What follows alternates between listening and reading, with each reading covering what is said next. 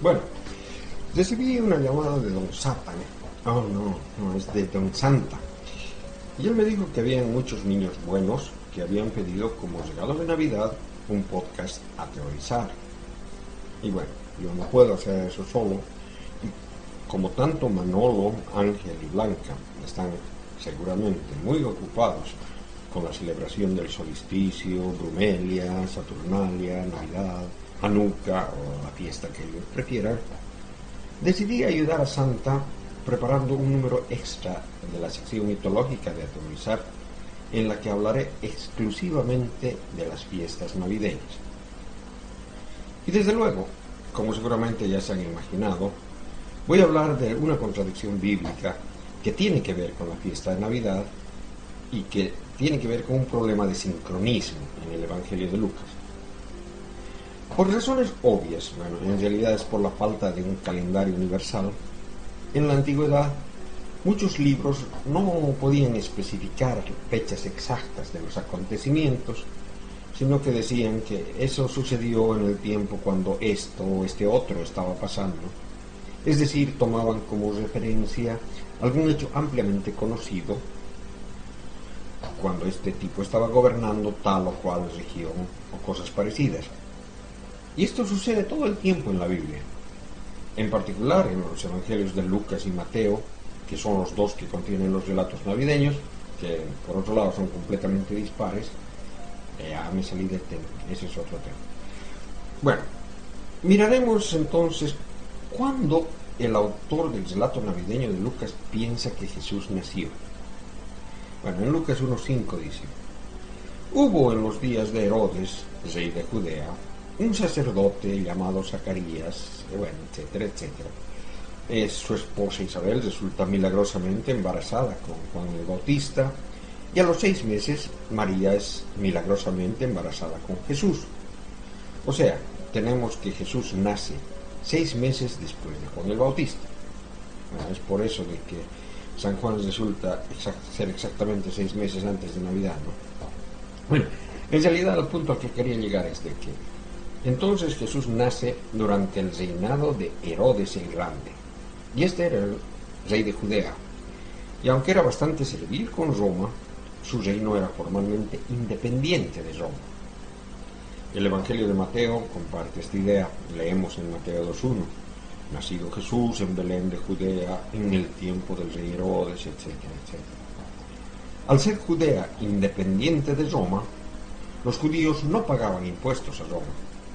Pero esto no duró mucho, pues cuando Herodes murió el año 4 antes de la era común, la cosa cambió y Roma se hizo cargo de Judea, y al convertirse en provincia romana tenían que pagar impuestos, lo cual llevó a las revueltas encabezadas por Judas de Galilea, cosa que es mencionada en los Hechos de los Apóstoles capítulo 5, que nos cuenta del fracaso de esa rebelión.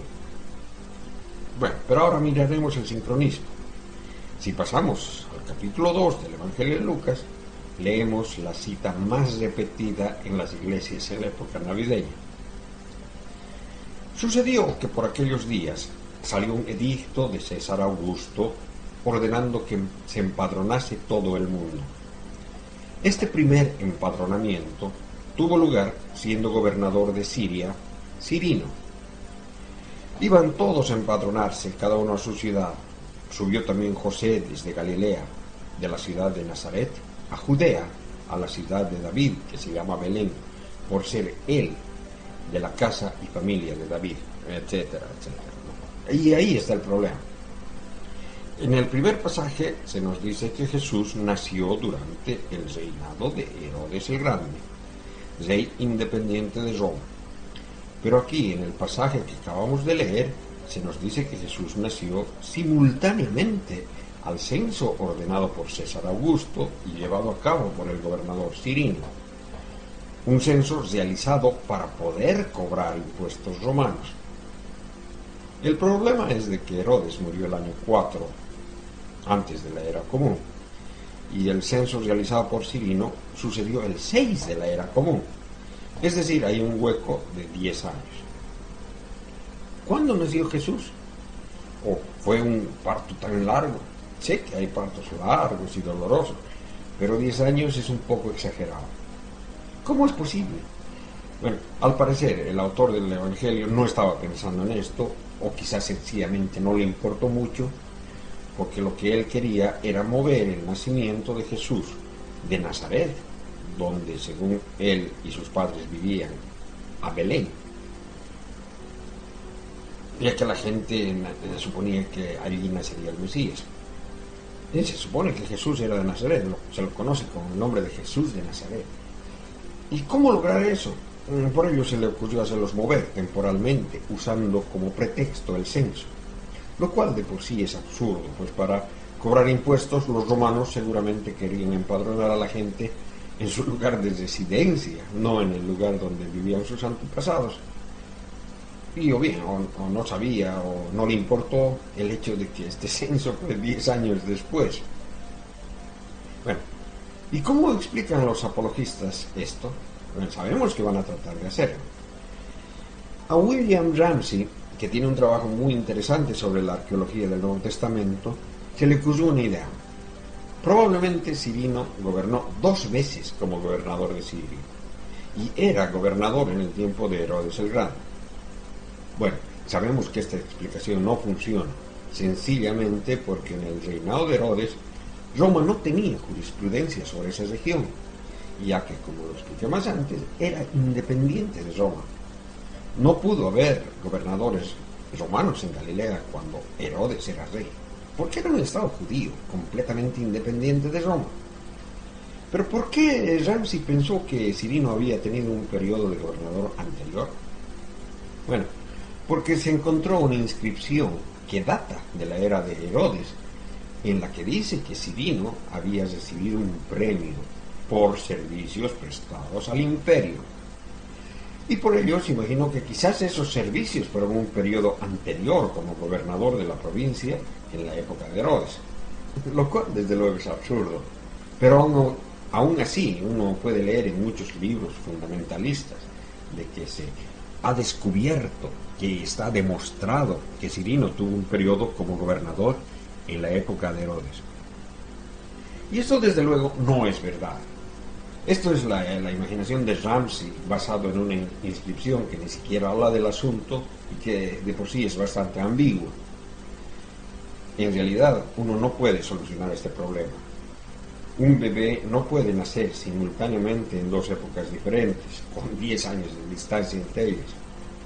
Para solucionar este problema, ni siquiera están tratando de reescribir o de reinterpretar lo que dice la Biblia, sino que están tratando de reescribir la historia misma. Y es que esto es de que, bueno, este Lucas no solo contradice a Mateo, sino que Lucas contradice a Lucas. Ya. Y bueno, ya que estamos de fiesta, nos podemos preguntar, ¿no? ¿Cuándo se celebró la primera Navidad? Y bueno, a decir verdad, yo no sé el año exacto, pero sé que fue el siglo IV. Eso es el 300 y pico, ¿no? La razón para ello fue de que en ese siglo fue cuando se reunió el Concilio de Nicea para definir si Jesucristo era Dios. Todos aceptaban que fue algo encarnado, el Verbo hecho carne. Pero, ¿qué era el Verbo? Era un ser creado, como decían los arianistas, como siguen diciendo los testigos de Jehová, que sí son arianistas modernizados. La primera creación, la más grande de todo lo creado, el medio mediante el cual todo el resto fue creado, una especie de super arcángel, y eso fue encarnado como Jesucristo. Mientras que los ateneos, y pienso que de esto ya hablé en algún podcast pasado, sostenían de que el Verbo era Dios, y estos últimos vencieron el debate por voto, y así la postura de que Jesucristo es el Dios encarnado quedó como la línea oficial de la Iglesia Católica Ortodoxa. Bueno, entonces cuando esto pasó, apareció el interés de celebrar el nacimiento de Cristo. Desde luego, pues es el punto inicial de la encarnación. Bueno, en realidad podrían haber decidido celebrar la Sagrada Concepción, la fiesta de la Anunciación. Pero bueno, definieron que la encarnación empieza en el nacimiento, que es tan importante que incluso llegó a desplazar la Pascua, porque en creencias anteriores decían que Jesús se convirtió en el Hijo de Dios mediante su resurrección, y por ello la Pascua era importante. Hoy en día aún quedan rastros de esto, ¿no? Cuando a veces se menciona la Navidad como las Pascuas de Navidad. Bueno, y claro, se sigue celebrando la Pascua, pero no es tan importante como la Navidad, pues es en la Navidad que todo empezó, es como el Big Bang de la Encarnación. Así que el nacimiento de Jesús se convirtió en algo nuevo e importante, ¿no? Y bueno, ya que en los evangelios nadie menciona cuándo nació Jesús y no existe ninguna evidencia histórica de ese nacimiento, no quedó más que aproximar la fecha, lo cual desde luego es bastante raro, puesto que si Jesús hubiera existido, alguien hubiera tenido que recordar cuándo era su cumpleaños. Bueno, tal vez pensaron que su nacimiento no era algo muy importante, pues los primeros cristianos creían que Jesús se convirtió en el Hijo de Dios en un momento posterior, en la resurrección, como lo dije más antes, o en su bautismo. Bueno, y en realidad las primeras celebraciones de este tipo eran las de Epifanía, el 6 de enero, celebrando su bautizo. En el siglo II ya los gnósticos lo celebraban, pues ellos pensaban de que Jesús se volvió el Hijo de Dios en el bautismo. Después de todo, la voz del cielo dijo: "Este es mi Hijo amado". Bueno, y en realidad el Evangelio de Marcos, que es el más antiguo, comienza el Evangelio con ese relato. Así que ellos celebraban el nacimiento del Hijo de Dios como el bautismo de Jesucristo. Y esto sobrevive en el calendario cristiano hoy en día, el 6 de enero, el bautismo de Jesús. Bueno, en realidad ahora le llaman más el Día de los Reyes Magos, ¿no? Pero esta fecha era celebrada ya en el siglo II por los gnósticos, pero la primera Navidad fue celebrada en el siglo IV por la Iglesia Católica Ortodoxa. O sea que tomó algo de tiempo, y es eso porque también tomó algo de tiempo decidir que Jesús era Dios encarnado. Pero ¿de dónde viene la idea de que Jesús nació el 25 de diciembre? Y aquí todos están de acuerdo. Eso es un mito. Porque incluso si hubiera existido un Jesús histórico, sus historias son mitos, claramente. Pero ¿por qué el 25 de diciembre? Bueno, esta fecha resulta ser una fiesta popular en honor a varios dioses, como por ejemplo del dios con cabeza de halcón Horus de Egipto, que es representado en estatuas antiguas como un bebé tomando pecho de su madre, la diosa Isis, y que en realidad es la misma imagen que se usa para representar a Jesús en los brazos de la Virgen María. Imágenes que uno puede fácilmente confundir, ¿no? Y es que este es el halcón solar, el dios sol.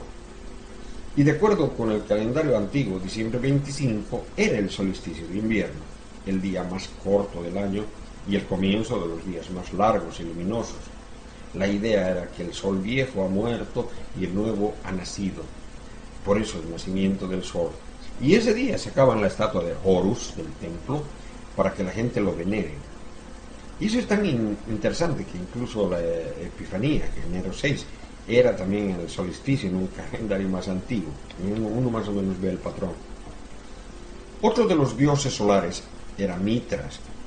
Bueno, en realidad su culto era la religión más popular en el Imperio Romano en el siglo I. Y siguiendo la misma idea, también ellos pensaban que su nacimiento era en el solsticio, que según su calendario era el 25 de diciembre. Del mitraísmo, los católicos han copiado también el rito de la misa, aunque ese es otro tema, ¿no? Pero, ¿cómo se traslada esto a Jesús? Pues en los relatos navideños de Lucas y Mateo no existe indicación de las fechas en las que estos relatos suceden.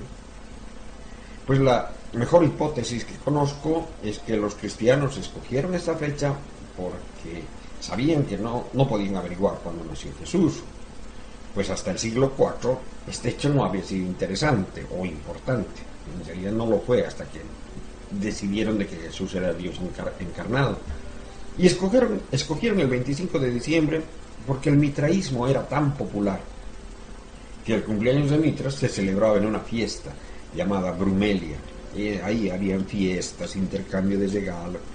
En sí, Brumelia marcaba el fin de las Saturnalias que se celebraban en el mes de diciembre en honor al dios Saturno.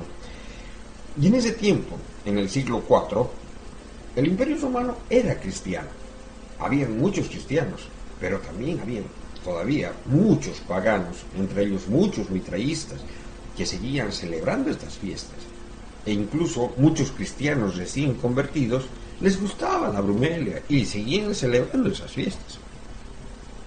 Así que los obispos de la iglesia dijeron, bueno, miren, no vamos a poder impedir que la gente siga celebrando esto, así que mejor celebraremos el nacimiento de Jesucristo en esa fecha y hacemos que nuestro rebaño cristiano celebre la Navidad, porque de todas maneras van a tener una fiesta en esa fecha.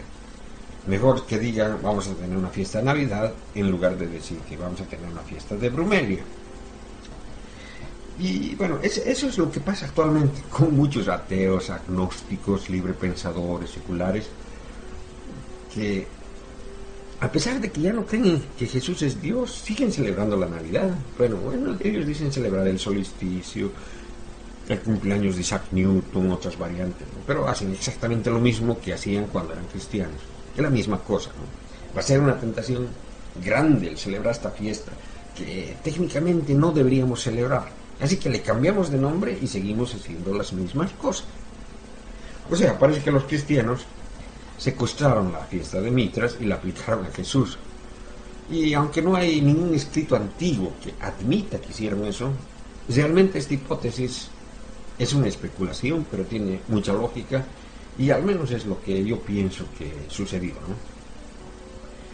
Bueno, y una cosa más que aparece en estas fiestas son desde luego los Reyes Magos, que aparecen en el relato navideño de Mateo. Y aquí viene la pregunta. ¿Eran realmente reyes? Porque si eran reyes, ¿cómo es posible que Herodes les haya podido ordenar que regresen a Jerusalén después de averiguar dónde nació el nuevo rey judío? Bueno, leo la historia, está en Mateo 2. Nacido Jesús en Belén de Judea, en el tiempo del rey Herodes, unos magos que venían del oriente se presentaron en Jerusalén, diciendo: ¿Dónde está el rey de los judíos que ha nacido? Pues vimos su estrella en el oriente y hemos venido a adorarle. En oyéndolo, el rey Herodes se sobresaltó y con él todo Jerusalén. Convocó a todos los sumos sacerdotes y escribas del pueblo y por ellos estuvo informado del lugar donde había de nacer el Cristo. Ellos le dijeron: en Belén de Judea, porque así está escrito por medio del profeta. Y tú, Belén, tierra de Judá, no eres la menor entre los principales clanes de Judá, porque de ti saldrá un caudillo que apacentará a mi pueblo Israel. Entonces Herodes llamó aparte a los magos y por sus datos precisó el tiempo de la aparición de la estrella. Después, enviándoles a Belén, les dijo: id e indagar cuidadosamente sobre ese niño, y cuando lo encontréis, comunicádmelo para ir también yo a adorarle. Y ellos, después de oír al rey, se pusieron en camino, y he ahí que la estrella que habían visto en el oriente iba delante de ellos, hasta que llegó y se detuvo encima del lugar donde estaba el niño. Al ver la estrella se llenaron de inmensa alegría. Entraron a la casa, vieron al niño con María su madre, y postrándose le adoraron. Abrieron luego sus cofres y le ofrecieron dones de oro, incienso y mirra. Y avisados en sueños que no volvieran donde Herodes, se retiraron a su país por otro camino. Bueno, la historia misma es media absurda, pues si venían de Persia, hubiera sido más rápido si la estrella mágica los hubiera llevado directamente a Belén, pues esa vueltita por Jerusalén no tiene razón de ser. Bueno, aunque en el análisis del cuento nos dice que estos eran astrólogos que leyeron en las estrellas que nacería un nuevo rey judío, no que una estrella los haya guiado, sino que había aparecido una estrella que representaba al nuevo rey. Y desde luego, seguramente ellos creyeron que ese nuevo rey era probablemente hijo de Herodes, el rey actual. Y la estrella mágica que les guía solo aparece de manera absurda en el cuento después de que hablaron con Herodes. Y claro, como Herodes no había tenido ningún hijo recientemente, se imaginó que hablarían del predecido Mesías, por eso llamó a sus expertos a preguntarles, y ellos le dijeron que era en Belén. Eso les comunica a los magos, pidiéndoles que les avise para que, si lo encuentran, también él le vaya a dar una visita de cortesía. Y bueno, posiblemente Herodes no creía que el Mesías había nacido, tal vez incluso creía que él mismo era el Mesías. Seguramente se imaginó que sus opositores nombrarían a algún bebé como el Mesías para conspirar contra él, y para cortar eso de raíz se mataba a todos los bebés menores de 2 años en Belén, matanza que también sabemos es ficticia. Pero, ¿quiénes eran esos magos? Bueno, claramente, se supone que eran astrólogos del Imperio Persa, donde había una larga tradición de sacerdotes astrólogos desde la época del profeta Zoroastro. Y eso no es un mito, eso es un hecho. Tomaban la astrología como una ciencia. Ellos observaban los fenómenos celestiales, los interpretaban como predicciones del futuro. Y es así como habían interpretado el nacimiento del rey de los judíos. Y ese término, magus, no es de origen griego, sino es de origen persa, y se refiere a estos sacerdotes. Y sobre este tipo de magos se habla bastante en la literatura antigua. Los encontramos en Aristóteles, Diógenes, Heródoto, Demócrito, etcétera, etcétera. Y en realidad, la historia contada en Mateo es un calco, o ha sido elaborada o influenciada por la visita de Tiridates, rey de Armenia, a Roma para rendirle homenaje a Nerón. Tiridates fue coronado en el año 66 en Armenia por Nerón, y era un mago. Y todos sus acompañantes que fueron a Roma fueron llamados por los romanos, ¿no?, los reyes magos del Oriente. Y este relato se encuentra tanto en los anales de Plinio el Viejo como en los de Josefo. El hecho interesante es de que estos magos tomaron un camino diferente de regreso a casa, y esa es otra pausa que nos indica que la visita del mago Tiridates ha servido de modelo para la visita de los Reyes Magos al niño en Belén. Es de ahí que nace la idea de que los magos de Belén eran reyes, cosa que en el Evangelio no se menciona. Tampoco se menciona que eran 3. Esto simplemente es una inferencia de los números de regalos que le hicieron, ¿no? Mirra, incienso y oro. Y en realidad algunos cristianos en la antigüedad creían que eran 12 los magos. Pero el relato no nos dice cuántos eran. ¿Eran de diferentes etnias? No, tampoco no le dice. Es bastante obvio. Se supone que venían de Persia, eran persas. ¿Se llamaban Melchor, Gaspar y el negro Baltasar? Tampoco, no dice nada de eso. Estas otras cosas entraron en la tradición mucho después. En realidad, lo único que dice es algo fascinante, y es que el autor de Mateo no le interesa mucho decirlo, y es que eran astrólogos. Al profeta Isaías, que no quería que nadie se meta a hacer horóscopos ni adivinar con el zodiaco, pero a Mateo no le interesa mucho.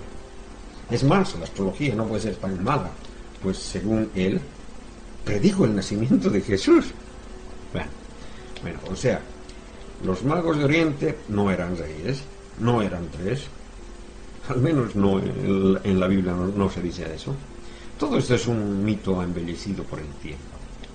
Bueno, y nada más por hoy.